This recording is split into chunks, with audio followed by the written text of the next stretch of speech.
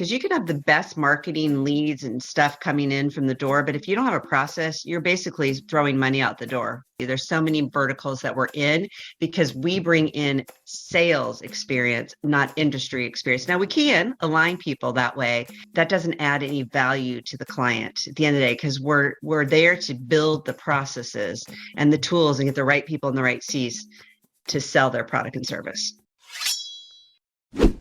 Welcome to Business Ninjas, brought to you by WriteForMe, where you'll hear from business leaders who are out there growing their business and slaying it every day. Learn from the masters. Let's get started.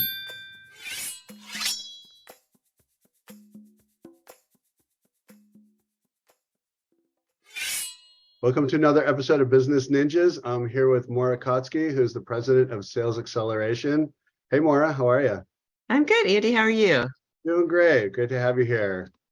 Tell me a little bit about you and Sales Xceleration. What do you guys do over there? Yeah, so thanks for having me here and thanks for asking that question. You know, Sales Xceleration is something that's the business has been around for over 11 years now, working on our 12th year this year. And what's really interesting about our business model is we are what we call outsourced sales VPs. So you can think of us as consultants, fractional business people who come in and help clients that are hurting with their sales. And we go in and we build a plan for them. We can manage the team if needed, and we really get them right back on track.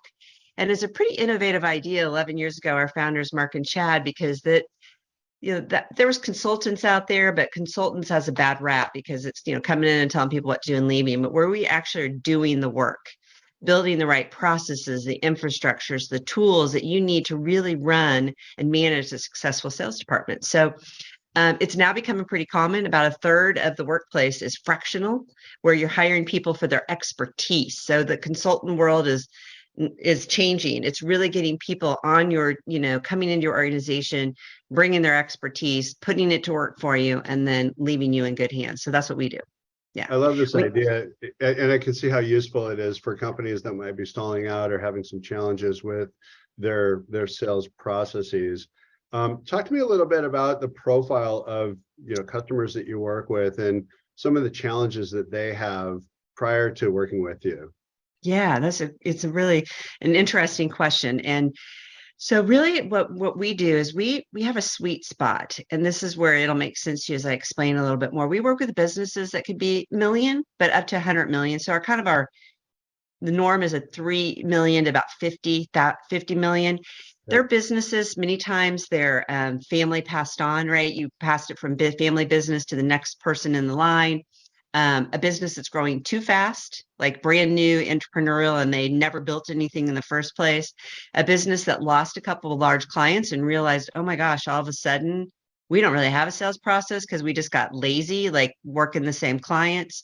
Or they've had salespeople in there that just have never really delivered, right? And it at the root of it, a lot of times is it's the wrong hire, or the processes aren't there. So that is who we serve. We do primarily B2B. I'd say about 75 to 80% is B2B.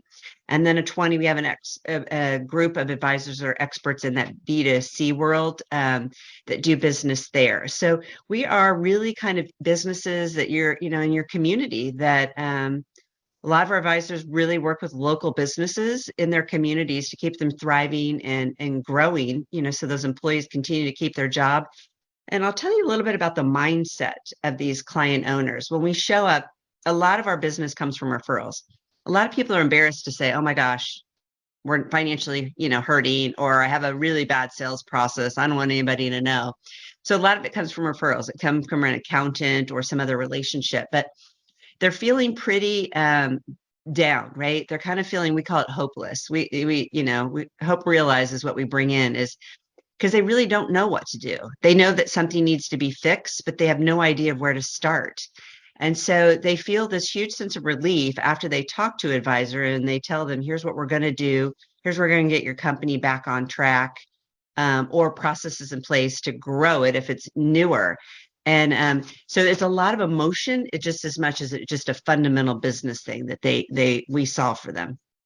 Very cool. And I love the strategic aspect of it and also the tactical aspect of it, right? So, getting in there saying, okay, strategically, this is how we're going to approach this, but then, tactically, we're going to source your team for you. We're going to put processes together.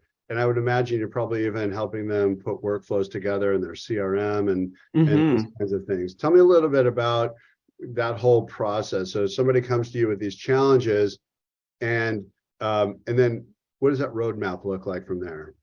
Yeah, so it's a great question too on that front. So we have what we call, most clients, we start out with what we call a sales agility assessment. And it's 48 questions. So we really are understanding what are they doing, not doing, what do they, even maybe don't even know they should be doing, and that we kind of score them. So it allows us to very quickly look to see within that organization, have you even written a strategy?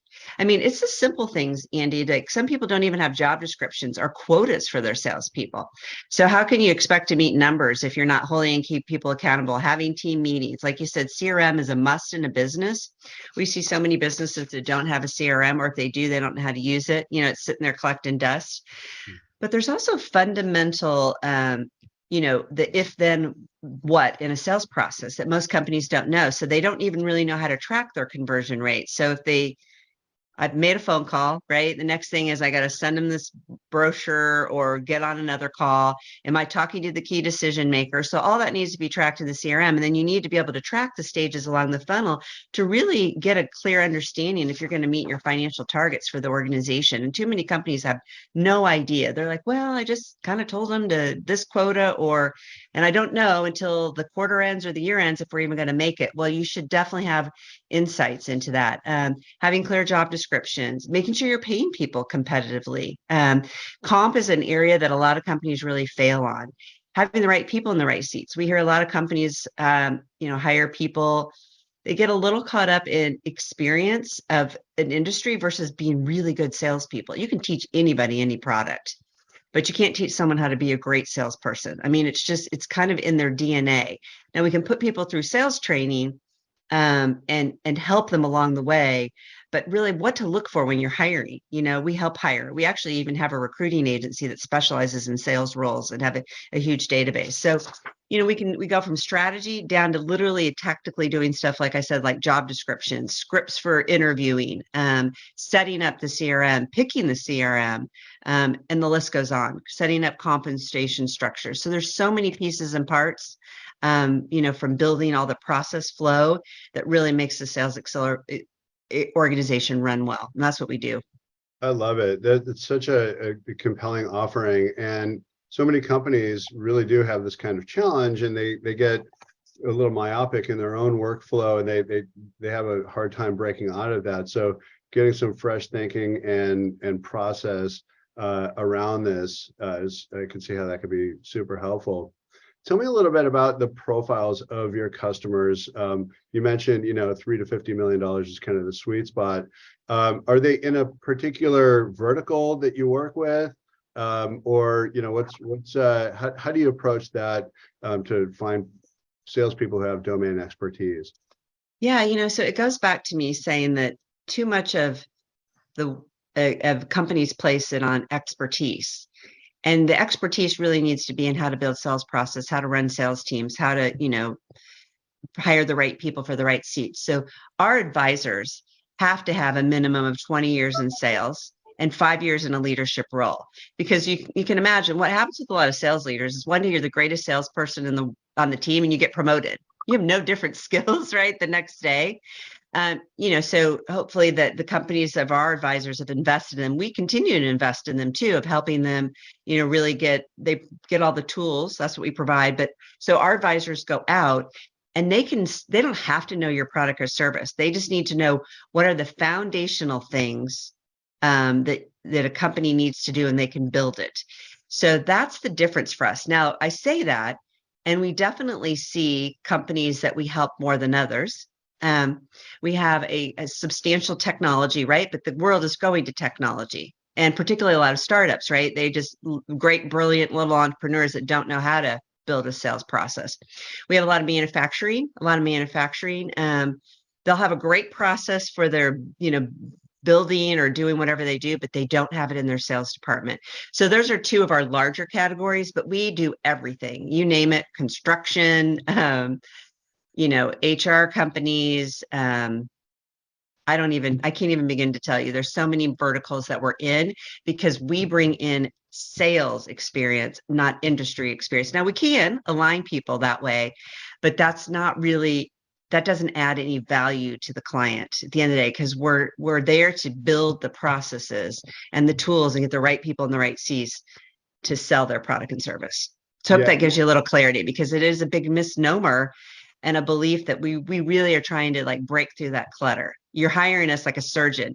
We've got the sales experience like a surgeon has the surgery experience, right? Not, something else.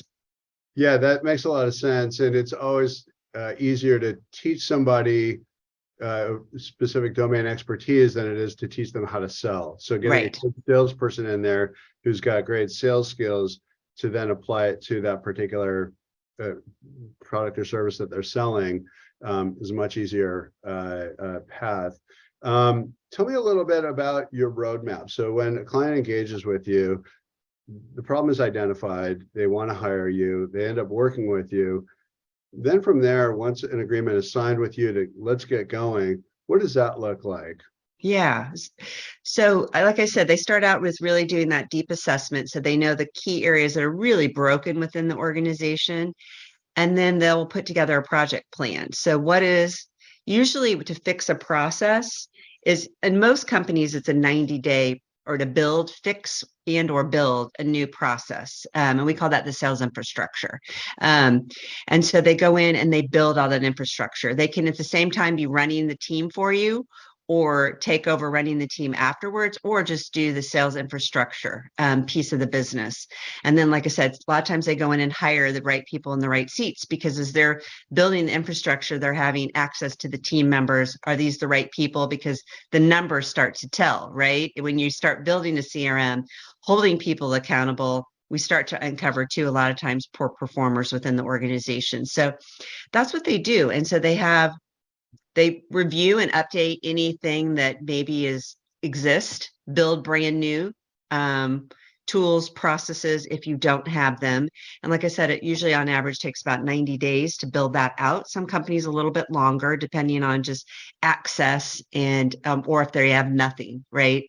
And that may take an advisor a little bit longer to put it together. But it's a very much of a project plan, deliverables, key deliverables that they go in and give to them along that journey. So the client is constantly seeing all the deliverables, which then at the end creates a very, effective and fluid and manageable sales process. It makes a lot of sense. And it seems like this kind of phased approach where phase one is setting the table, phase two is a little bit of training and sourcing, and then phase three is outselling and ringing the bell with new sales and growth. Yeah. Yeah. We say that it's we come in and we create a we develop a strategy, we build that plan out, and then we hope you grow sales. I mean, it's really that simple, but it's not that simple. I mean, you got to know what you're doing. And too many people think they do. And you really do have to have someone, who really knows what they're doing and feel confident in them that they're going to get this done for you. Yeah. And are you working also with clients on the lead generation side, or is that typically their bag and you're bringing the sales solution and sales team? Yeah. So we do, today's sales and marketing are, they're very hand in hand, right? So we first have to build the process, because you can have the best marketing leads and stuff coming in from the door, but if you don't have a process, you're basically throwing money out the door. Yeah. I'm a marketer too. And so I see that happen too often. And so we have partners. So we have a lot of partners that support lead gen for companies. So we learn what that company needs, right? B2B is different than B2C in the whole world of how you go to market strategy. So our advisors will bring in what we call our preferred partners that they feel like are a good alignment. So let's say it's a company that does LinkedIn outreach very effectively, and we believe that's what you need. Then they will provide that partner to them. Or we may partner with another an agency that really has maybe an outsourced leader, and they'll help come in and do a whole marketing campaign plan for them, because sometimes we'll find that they have no marketing. And so we have partners that we bring in, just like people bring partners in, our advisors are brought in for that sales expertise. But a lot of times we'll leave them with a vendor and then do that ongoing lead management. It's fantastic. It really sounds like a platform for growth overall, and this holistic kind of an approach to helping companies grow. Yeah. And many of our advisors will when they're running the team, they can really, the company will very quickly see that growth strategy and that growth.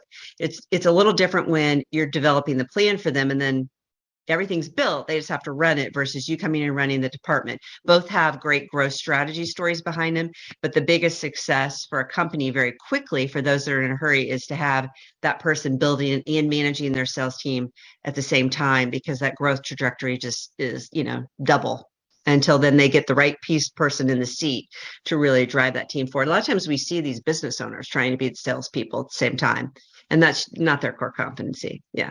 Just because you're friendly and outgoing, it does not always mean that you are the right person to sell your service. Yeah. Absolutely. Yeah. No, I've seen that as well. That's really interesting. I guess my last question for you, Maura, is what would you like to be celebrating a year from now? You were just that's a year. What does a year from now look like for you? Yeah, great question. So we use EOS entrepreneurial system, and we have what we call a VTO. So it's our kind of where we're forecasting for the next year. So I'll answer it from that. So revenue, we'd like to see about a 25% growth, and then we want about 200 advisors throughout the United States and Canada helping small businesses. But most importantly, we just want to be serving businesses in their community so that they stay around, to keep people employed, keep those businesses that, were someone's dream alive. And that's really our philosophy as an organization, is we're here to serve. Obviously we make money, but at the same time, we really want to serve for that everlasting legacy in a market. Love it. Love it. And how can people find you when they want to grow their business? Yeah, it's a great question. So it's Sales Xceleration. So it's important to spell it. You can see it behind me. It's sales and then Xceleration. But when you go onto our site, there is an ability to search for a local advisor. So you can do it that way, or you can just send us a quick little email on our contact form, and reach out. And they do free conversations, free consultations all the time. So it's not, if you just want to talk and better understand, that advisors love to kind of share what they do and their growth stories for other companies. Fantastic. What a great platform. Thank you, Maura. This has been a pleasure talking with you. Yeah. Thank you, Andy. Appreciate it. All right. Grow your business with Sales Xceleration. Thanks, Maura. Thank you.